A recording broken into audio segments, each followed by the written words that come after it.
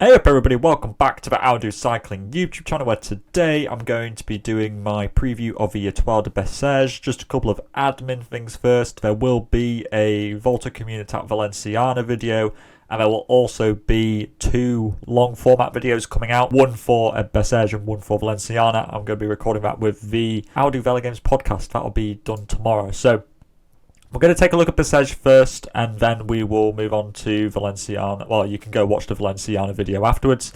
So, taking a look at the rider prices, first things first. Pedersen is the most expensive rider, alongside Vaquelin. For me, I think if you're not picking Pedersen, you're basically throwing the win away straight away. He, in my opinion, could honestly contest every single stage, and I think that he could also potentially win GC. The climbs, the stage 4 climb to the finish isn't that difficult in terms of gradient, and I think that Pedersen has won the TT in the past of this race. So I think that Pedersen is almost just like a must-have. I think that he will be like at least 70% selected, and I think you really need him. Vaquelin, probably not as much. He is very good at these sort of early season races, and especially in France. He's very good time trialist. He did very good in the GP Marseillaise, but 20 credits is quite a lot. I do think that Pedersen has more scoring capacity than Vaquelin has, but I can understand you wanting Vaquelin because I think that he is definitely a top 5 candidate for this race. Healy is one of the many EF Education Easy Post riders who you could be selecting. Healy, I can understand why people want to pick him, but him and also Aurélien Paris-Pentelet I have question marks over, especially Healy. We haven't seen him do any of the Mallorca Challenge races, unlike his other teammates like Simon Carr and Bettiol, so that's a thing which kind of goes against him. And also people think that he is like this really good time trialist, whereas he's kind of not, to be honest with you. If you go look at his TT results, they're not actually that great, outside of like his under 23 ones. So don't be fooled into thinking that Healy's this godlike TT rider, because you'd be surprised to realise that that's not the case.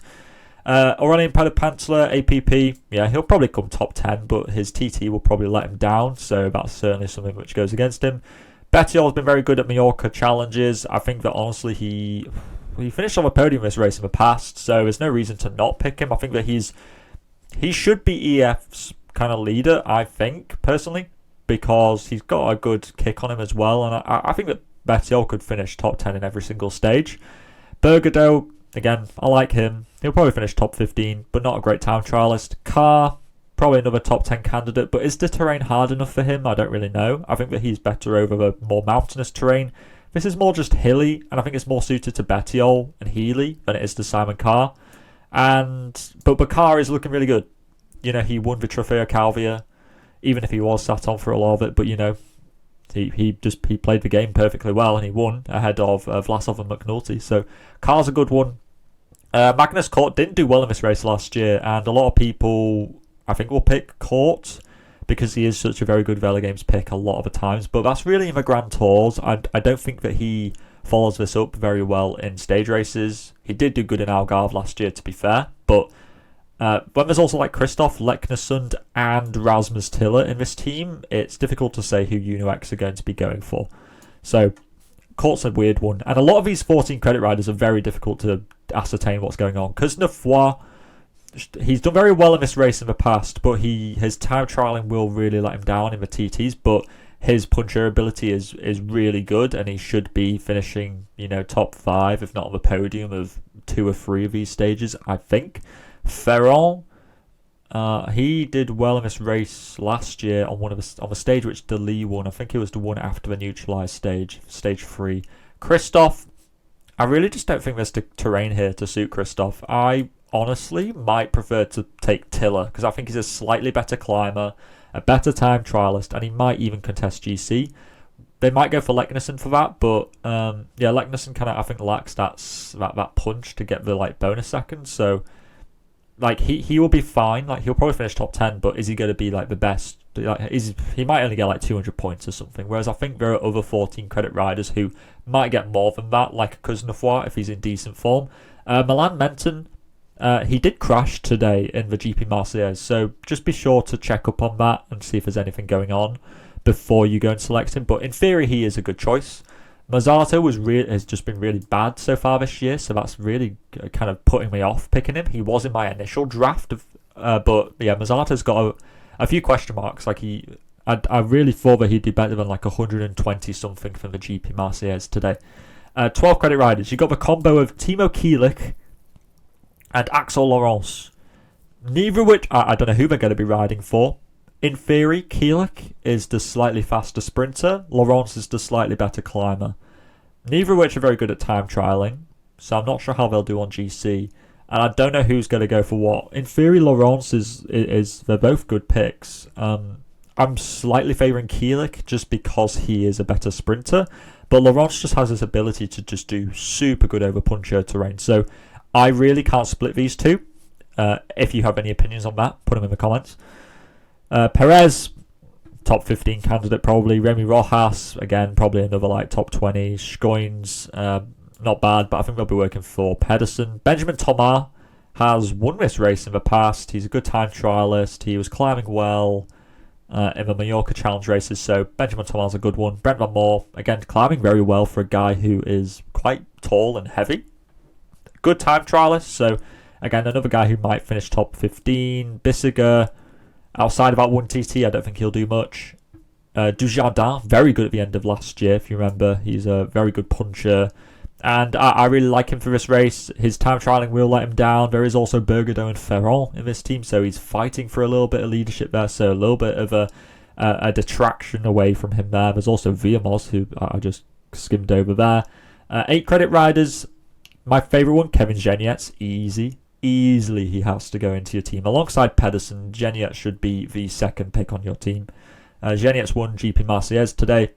He is a good puncher. He's a decent time trialist. Will he finish? Yeah, will he win? No. But will he finish top 10? Get you 250, 300 points? Yes. And as an 8 credit rider, that's absolutely a de facto, has to go into your team. Enough said on that, pretty much. And he's also the leader for Group Armour. If you take a look at the rest of their start list, Genietz is the number 1 on that team. Gernelek has done well in this race in the past. Whether that'll be the same, he's a decent time trialist. So in theory, I think he will be the... Oh no, but there's also Vaquelin. There's also Kevin Vaquelin. So I don't know. Maybe, maybe not. Just go with Genietz in case. Segart's a good one too. Very good time trialist in the under 23 ranks. And I think that he could, again, if he's climbing well enough, could be top 10. But more realistically, he'll be a top 20 candidate. 6 credit riders. Alex Baudin, of course, finished second place behind Genietz in the GP Marseillaise, so that's a good one to be picking. Brenner has promised so much for so long, but hasn't delivered. He's now at Tudor Pro Cycling. He usually does quite well on these shorter TTs with a little bit of a climb on it, so that's very suited towards him. But it is a gamble. It is a gamble, I will admit, considering that he blows quite hot and cold. Alexander Delettre has done well in this race in the past. I can't exactly remember. I think he might have been like 12th place GC last year. You correct me on that if I'm wrong. Other 6 credit riders, I like Arthur Kluckers. You might not have heard of him, but he finished 11th in GC at the Tour of Luxembourg last year. He got 10th place in that TT in that race, which is a very hilly and testing time trial. And I do think that he could be a sneaky top 20 GC as a 6 credit rider. That's pretty good. Same for Mathis Lebert. He's not exactly the same as Kluckers, but kind of that kind of GC prospect. I think that he's a pretty decent one. Pau Miguel, sorry. He's a really good one. He's been doing good in races recently. That Challenge Mallorca race that Matthews won, he was 7th, and in the GP Marseillaise today, I think he was 6th or something like that. So really good. I think that he could be picking up a couple of top 10s, which as a 6 credit rider, that's pretty good. Nerurka was 6th place in one of those Challenge Mallorca races. He did good in Gran Camino last year. I get that EF have a lot of that competition here, but they could do well in Team GC, so at least he'll get points that way. Very similar for Darren Rafferty, except that he didn't show quite the legs that Nerurka had during the Challenge Mallorca races, so you can go with him if you want to, but I would say that Nerurka is the better choice. Liam Slock, I think, is a sprinter for Lotto Destiny, but they will more than likely go for Milan Menton, unless his injury from his crash today means that he's not no longer very competitive. Florian Stork is a good climber for Tudor Pro Cycling. That's about it. Vergalito, I think he was 17th in GC at the Tour Down Under. He was 4 credits then, if you watched that video. Now he's 6, so if he does well here, maybe he'll be 8 next time. We'll wait and see. He's probably not the greatest choice, to be honest. He doesn't have the time trialling, and the terrain isn't very suited towards him either. And then in terms of 4 credit riders, honestly, it's very slim pickings. You have Galva, who a couple of years ago was quite a good puncher. Hasn't really shown that in the last couple of years. Marcus Houligaard was the best placed Uno X rider in the GP Marseillaise, so he's climbing decently. But he didn't really contest a sprint, so I don't really know what to make of that. But again, as a 4 credit rider, you can't really go too wrong. Eddie Louis Touz has been good in time trials of the under-23 scene. We'll wait and see whether he can correlate that into something here. Valentin Retailleau, not bad. I mean, he's kind of a puncher, but when they have Kuznetsov and Aurélien Palais-Pentler here, I doubt he'll get much leeway. And then the other ones are all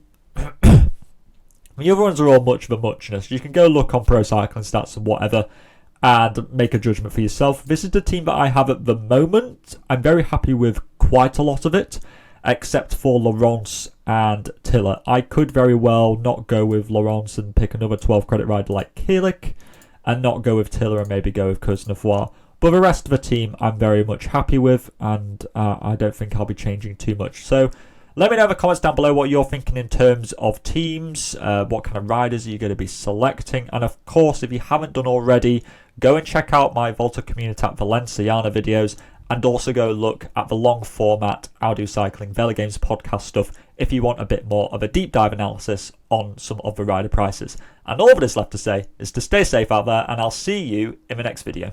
Salut!